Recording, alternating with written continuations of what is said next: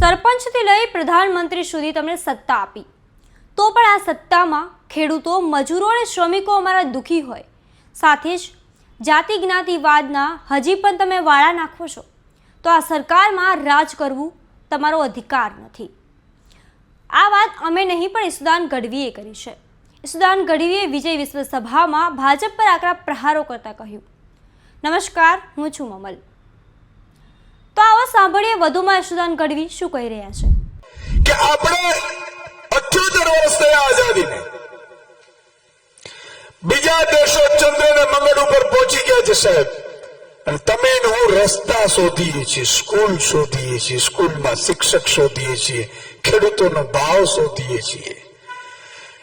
આ લોકોને કહેવા માંગુ છું કે ઈશ્વરે તમને બધું આપ્યું સાહેબ, સત્તા આપી, સરપંચથી લઈ અને પ્રધાનમંત્રી સુધી સત્તા આપી, છતાંય જો મારો ખેડૂત દુઃખી હોય, મારો મજૂર દુઃખી હોય, મારો શ્રમિક દુઃખી હોય, અને આજે પણ જો જ્ઞાતિ જાતિને ધર્મમાં તમે વાળા નાખતા હો ને, તો તમને કોઈ રાજ કરવાનો અધિકાર નથી સાહેબ.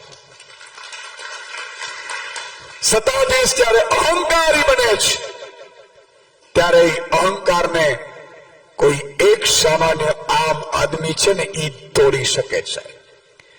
ભગવાન રામ મળે અયોધ્યાનો રાજા બનવા જતા હતા, પણ હતા તો નાના યુવાન. ભગવાન કૃષ્ણ, ત્યારે કૃષ્ણ નહોતા બન્યા, ભગવાન નહોતા કહેવાતા.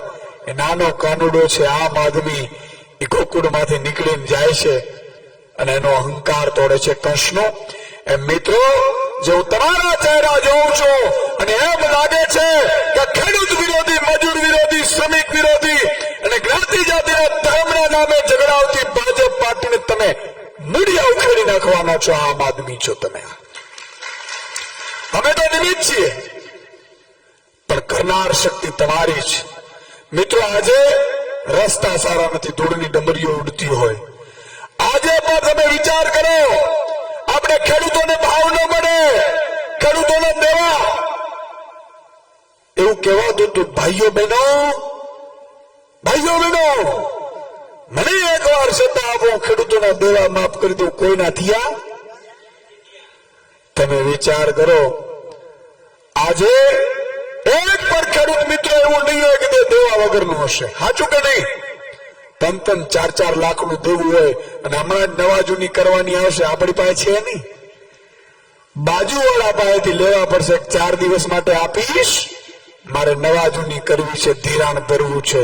કોઈ પત્નીના ઘરેણા મૂકી 15 દિવસનો વ્યાજ ભરી અને ધિરાણમાં નવા જૂની કરશે. આ વાત સાચી કહું છું? એ શું કામ મિત્રો? એ સરકારની નીતિ ખરાબ છે એટલે જ. આજે જાઓ ઇઝરાયલમાં, ખેતી ટૂંકી છે.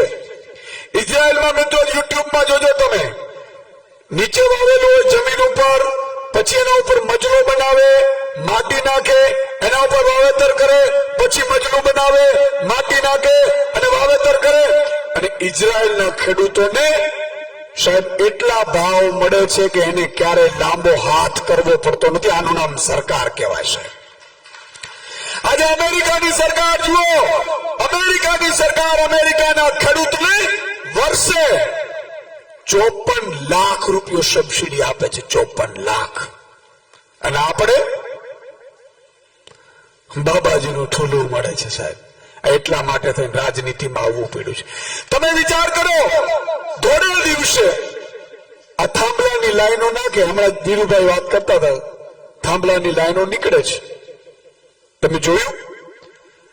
થાંભલાની લાઈન જેના ખેતરમાંથી નીકળશે એટલે એ ખેડૂત, એની પત્ની, એની દીકરી નાનકડી બાળા વિરોધ કરશે કે અમારા ખેતરમાં થાંભલા ન નાખો.